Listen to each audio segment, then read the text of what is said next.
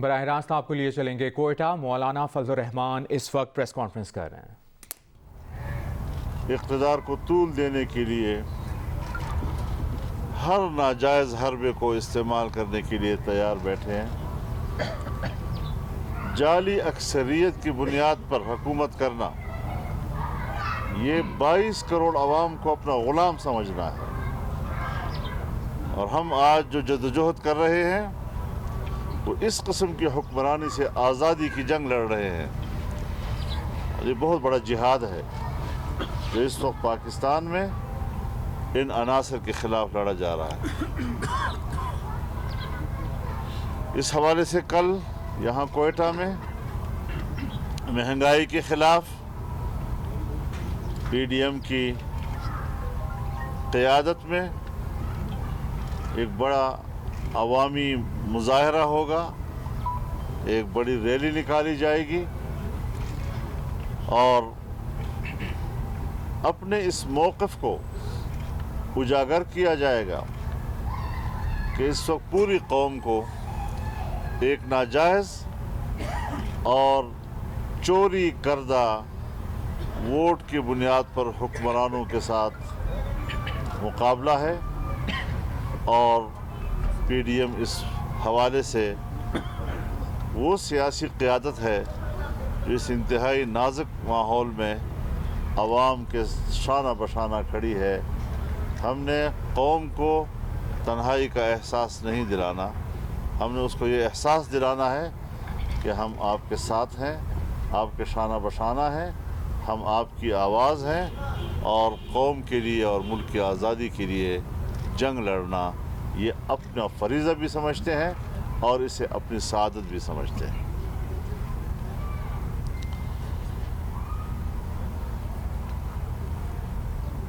بیس نومبر کو پشاور میں اسی طرح کا ایک بڑا عوامی مظاہرہ ہوگا، اور وہاں پر بھی صوبہ خیبر پختونخوا کے عوام اس میں شریک ہوں گے، پشاور کے عوام اس میں شریک ہوں گے،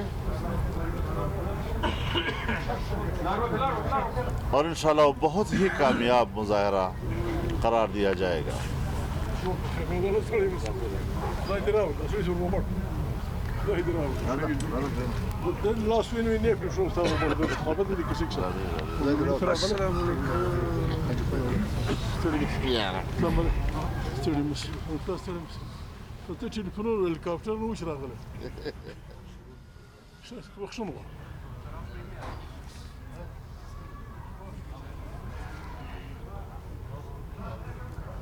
ہم آج قوم کو یہ بھی بتلا دینا چاہتے ہیں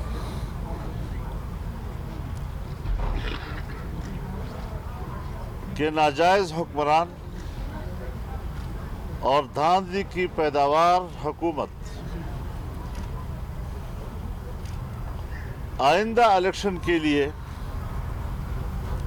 ابھی سے اپنے جعلی پارلیمنٹ کو ایسی قانون سازی کے لیے تیار کر رہی ہے کہ آئندہ بھی الیکشن میں بڑی آسانی کے ساتھ وہ دھاندلی کر سکے، لیکن حزب اختلاف سینہ سپر ہو کر اس کا مقابلہ کر رہی ہے۔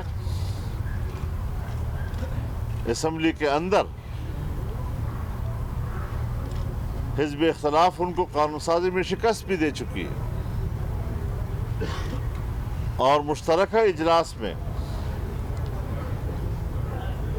انہیں اکثریت حاصل کرنے کی جب امید نہ رہی تو عین وقت پر اس کو ملتوی بھی کر دیا گیا۔ آج جب دوبارہ اجلاس بلایا گیا ہے تو افواہیں گشت کر رہی ہیں، اور یہ صرف افواہیں ہی نہیں بلکہ حقیقت کے قریب تر باتیں ہیں کہ چھوٹی جماعتیں جو ان کی اتحادی ہیں ان کو ریاستی ادارے دباؤ میں لا کر ان کی گردن مروڑ کر اور ان کے گردنوں پر بوٹ رکھ کر ان کو مجبور کر رہے ہیں کہ آپ نے اجلاس میں جانا ہے۔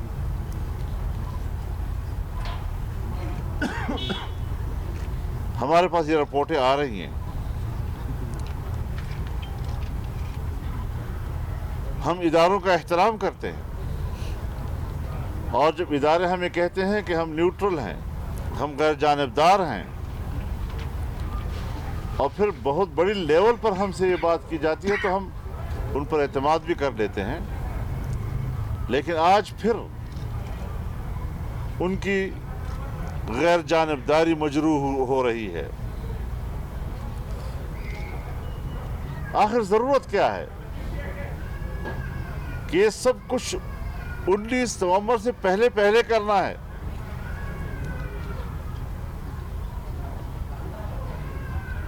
نہ 19 نومبر کو اور نہ 19 نومبر کے بعد.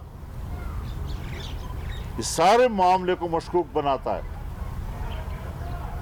کہ شاید سیاسی اداروں یا ان کی کسی شخصیت کے ساتھ کمٹمنٹ کی بنیاد پر یہ سب کچھ ہو رہا ہے. یہ پاکستان کی جمہوری اور پارلیمانی کردار پر ایک بدنما داغ ہے.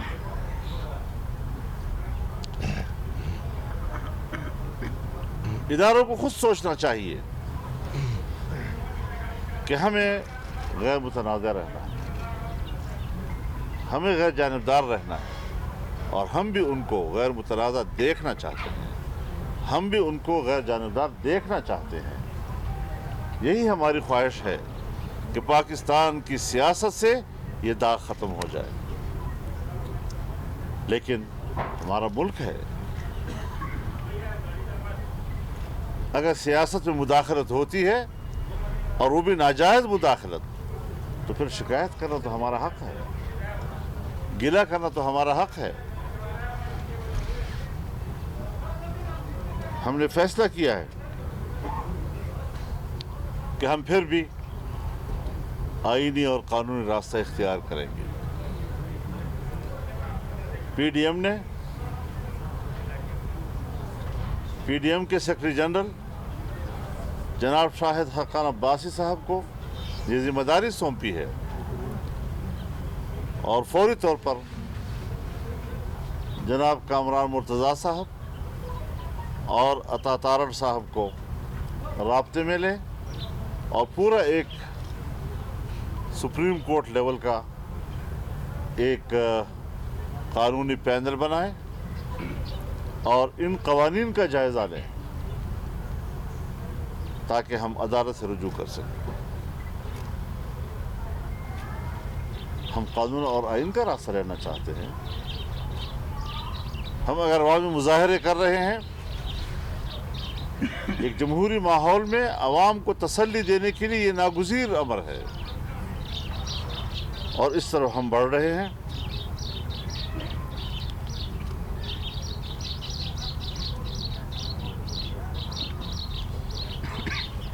تو اس حوالے سے یہ جو نئی صورتحال ہے، اس پر ہم قوم کو ہر وقت اعتماد میں لینا چاہتے ہیں. پی ڈی ایم اس بات پر یقین رکھتی ہے کہ ملک میں امن و امان ہونا چاہیے.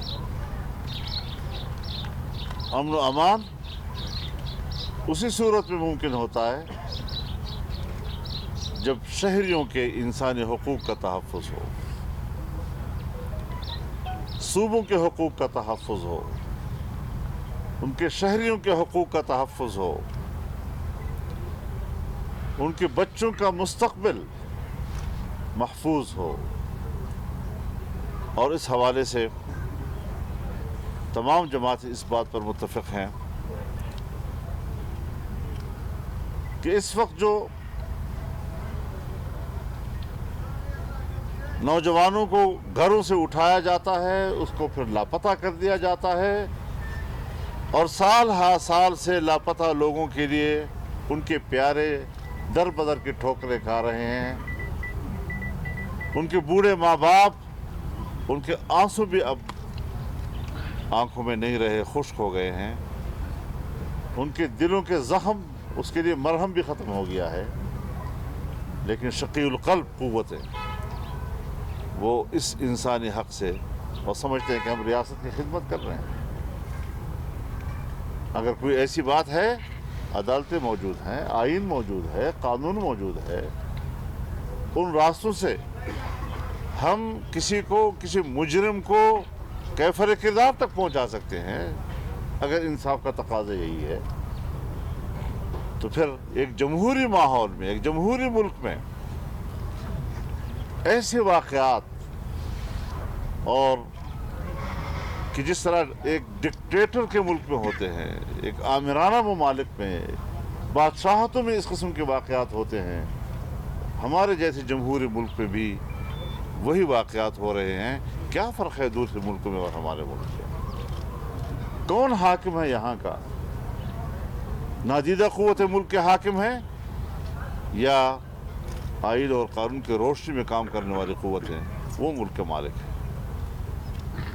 یہ ساری وہ چیزیں ہیں کہ جس کے لیے پورے ملک کے طول و عرض میں اضطراب پایا جا رہا ہے، تشویش پائی جا رہی ہے، اور ہم ایک مطمئن اور اضطراب سے پاک ایک سوسائٹی چاہتے ہیں، ایک معاشرہ چاہتے ہیں جہاں ہر انسان اپنے حقوق کے حوالے سے مطمئن ہو، اور اس پر انشاءاللہ ہم آگے بڑھنا چاہتے ہیں تاکہ اپنے نئے مستقبل کو ہم تراش سکیں۔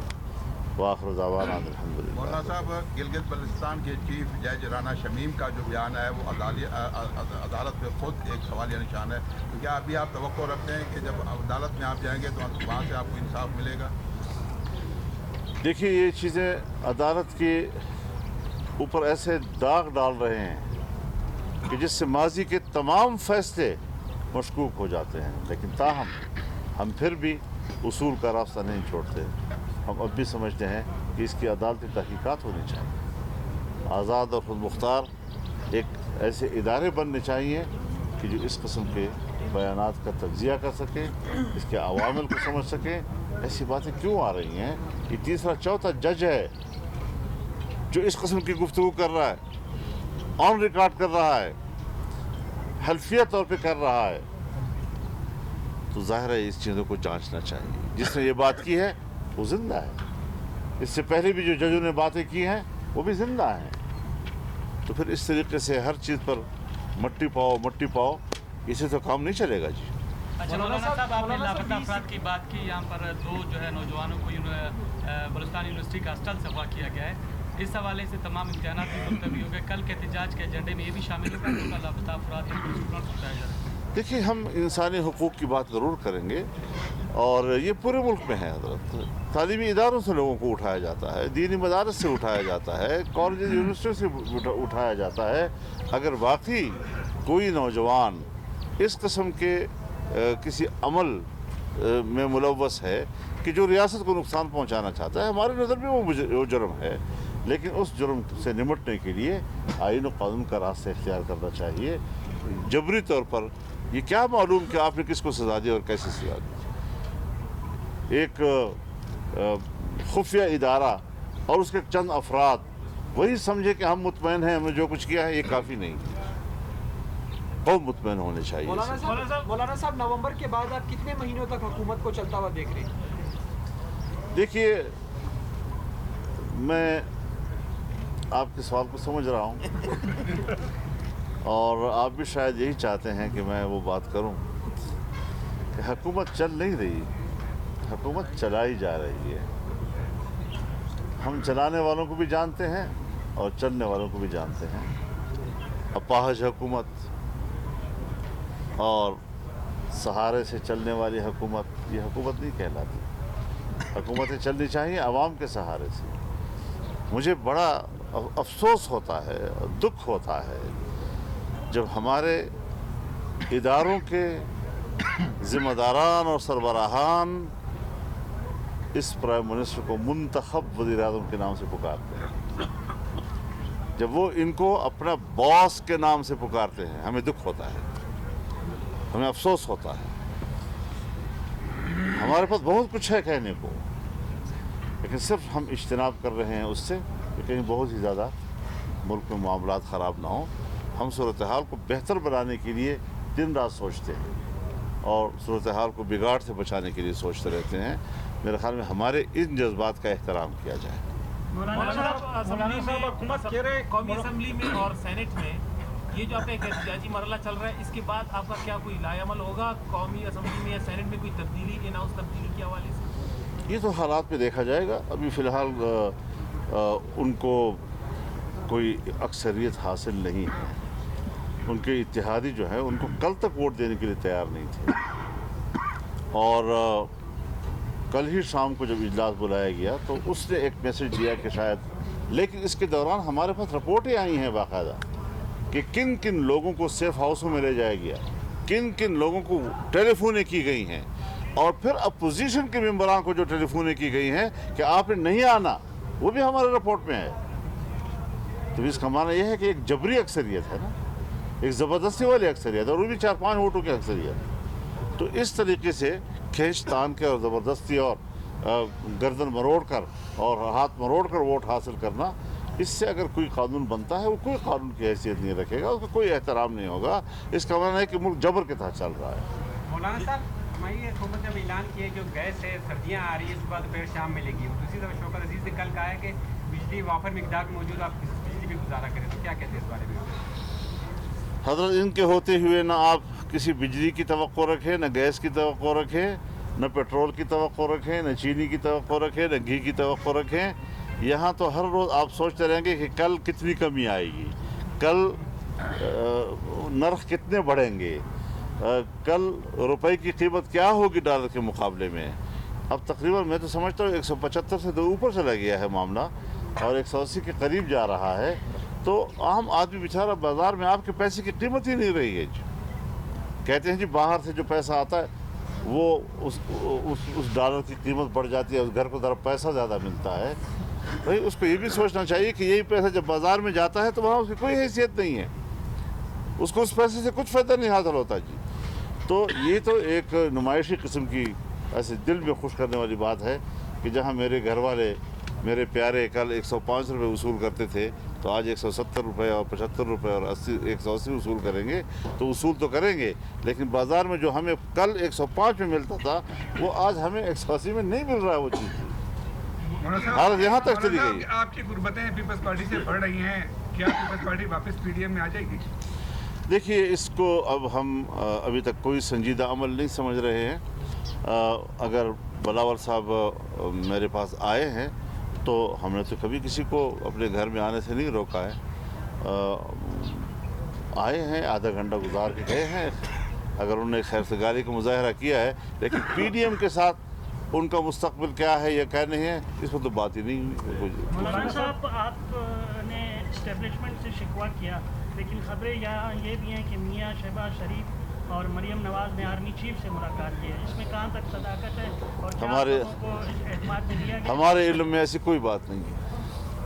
ہمارے علم میں کوئی ایسی بات نہیں. مولانا صاحب، حکومت کہہ رہی کہ ملکی معیشت جو ہے وہ بالکل وینٹیلیٹر پہ خراب ہے. پی ڈی ایم جو ہے مزید ملکی معیشت جو ہے وہ تباہ کرنا ہے. یعنی اس کا معنی ہے کہ وہ ہمیں رونے کا بھی حق نہیں دیتے.